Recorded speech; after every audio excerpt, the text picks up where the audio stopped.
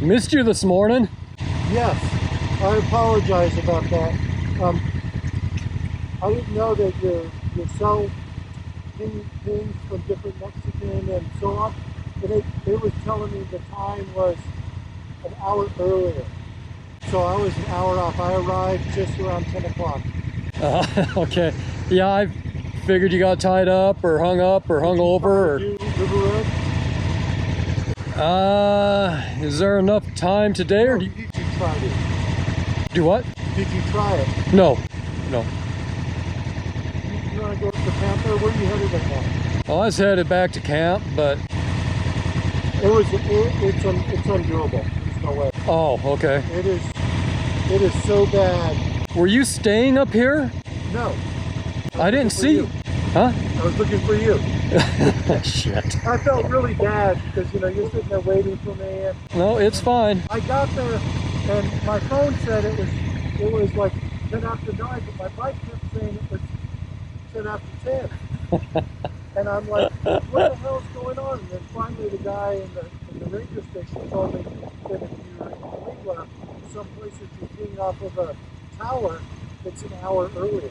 Oh. So my watch was telling me when I got up from camp, that was a Mexican time. And it told me it was an hour earlier.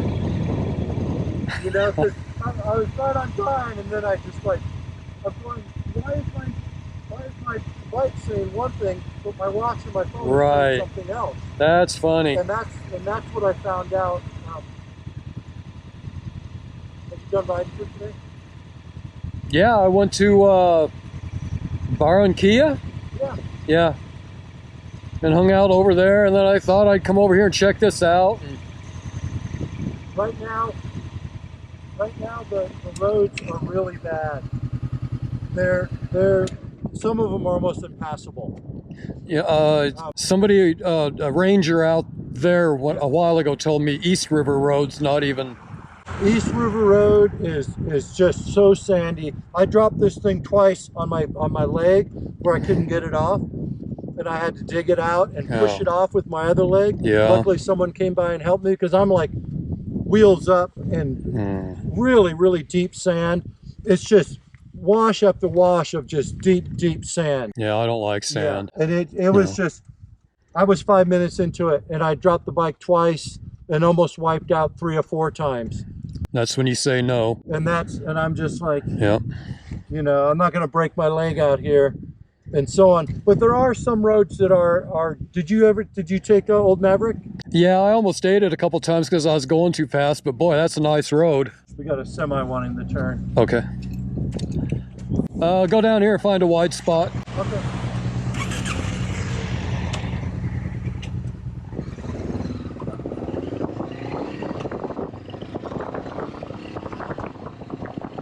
So I finally found them and hooked up with them. We're gonna go ahead over to the Castellón to get something to eat, and then head out to St. Helena, and then possibly into town to have dinner. So we'll see. Yeah, he waited. I feel so bad because he literally waited an hour for me up there at Castellón, and finally just said, I'll go, and went and did his own thing. But that happens, you know. Sometimes you so that was one of the things that I wanted to do in this trip, was to kind of just, you know, randomly hook up with people that are riding out here.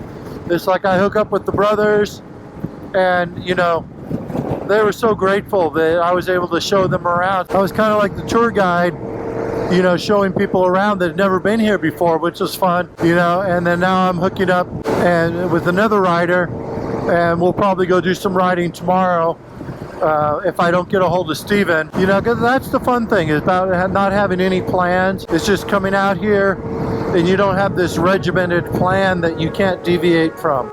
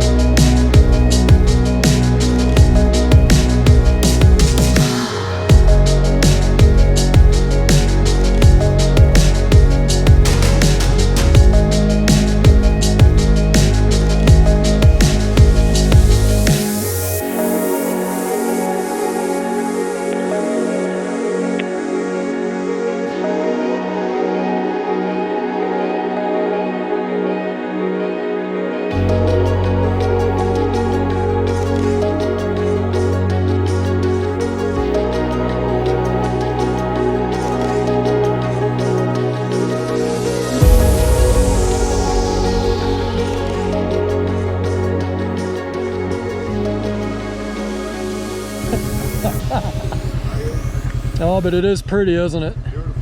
Yep. Beautiful place, dude. I've never been here before. This is pretty nice. This is my first time. I'm in South Louisiana. Everything's flat over there and swampy. Not too many swamps around here, I don't think. Nah. Wouldn't know what how to act up here. Yeah, this is something else. Good luck to you. Thank you. Take care.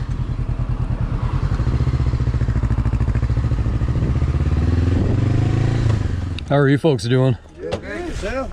I'm really good. Beautiful day for it. Yes, sir. I'm gonna stop here for a second. So, what got you into traveling on the bike? Oh, on the bike. Well, I rode my first bike when I was 11. It was a buddy's little mini bike with the, you know, the recoil start, Briggs & Stratton engine. Uh-huh. And that hooked me on bikes. And then I was born and raised in Arizona. And so I tried desert racing when I was a teenager. It's just always been motorcycles, just been such a constant for me. Well, that's good. How long have you been traveling on a bike? Full time? Yeah. 2 months. I'm just getting into it. Really? But I've done many trips over the years. Yeah. I've lived 22 years in Arizona, 22 years in Seattle, 7 years You got in Montana. plenty of riding up there. There's lots of. I've done a And I said, you know what? The pandemic and all that stuff. It's like, I got some money saved up and go buy me a bike. Go do something different. Why full-time traveling? I'm just curious. Oh, why not? I've always loved travel. I've lived coast to coast, top to bottom. I've always had motorcycles. I bought my first one by myself when I was 16.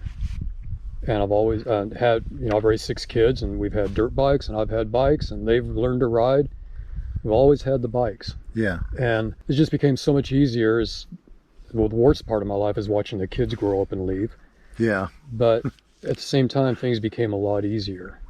And we've, the last street bike, well, I have a Harley, but my last street bike was a Suzuki Bandit and my wife rides. And so quite the last few years, when we still had kids at home, we had 2 daughters at home. She'd take one daughter, I'd have the other, and we were all over. We were living in Washington State and down into Oregon and Crater Lake and all over and into Idaho with the girls. Yeah. And it's just always been a part of our life. Well, that's cool.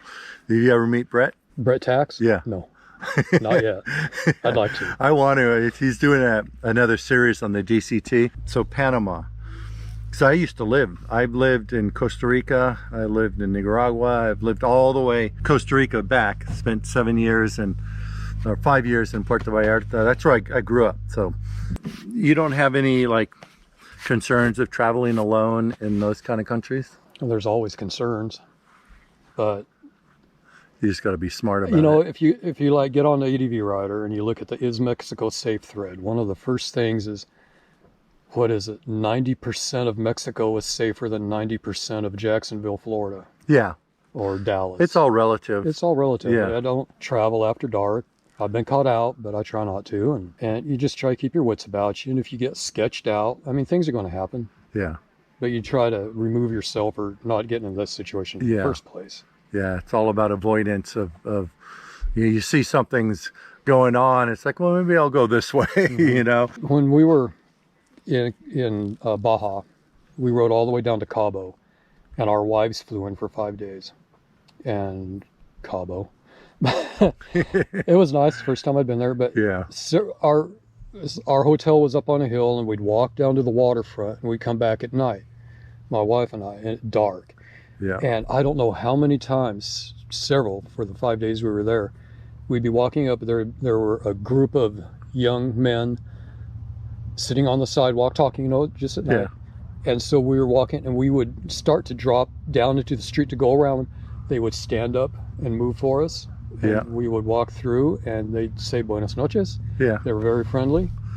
And, you know, at first glance, think, well, I'm going to go across the street because I don't want to get jumped. Yeah, you want to avoid them. And the month we were there, the people were so friendly and polite. And we had, you know, I'd had my money returned to me. We just saw so much kindness, you know, at the hotels or the campgrounds or whatever. And, you know, I didn't go down there Pollyanna-ish, thinking Yeah. of all the world as rainbows and butterflies. Yeah, because that's Baja is what I'd love to do. So you're going down Baja, and then you're going to take the ferry over to the main line, Possibly. possibly. Yeah. Yeah. And then continue on. I want to That would head be over to fun. the Yucatan, Yeah, and I work my way down that coast to Belize and yeah. work my way through that way. Because I was always thinking about if I was going to do Mexico, I would do along the Gulf Coast and just skirt the coast all the way to, like you say, Belize and all that. And then, but there's so much in those areas that you can just going from Pueblo to Pueblo. And There's a ride report on ADV called Round the World the Jamie Z Way, and he's on a CB500X. yeah, And he's back in the States now, but he was 9 months, and he actually got on a boat and went over to Cuba for 3 Yeah. weeks. And yeah, that's what he was doing, Pueblo to Pueblo. And, you know, he'd show a map at the beginning of each of his little stories, Yeah. and it's just... yep, this whole adventure. And that's, yeah, I think the whole adventure bike thing is going to, it's already exploded, but it's going to explode more. How much of that kind of traveling is dirt roads, do you suspect or anticipate? Hopefully, well, I'd like to see half. I love dirt. Yeah. But like Baja, I put in 3,000 miles, and it was maybe, if I was actually sit down and look, maybe 800 or 1,000 of dirt. Wow. Just the way Yeah. we went. And that was on my DR650. Yeah. And I wouldn't hesitate taking that, but there's a couple stretches I wouldn't want to do by myself.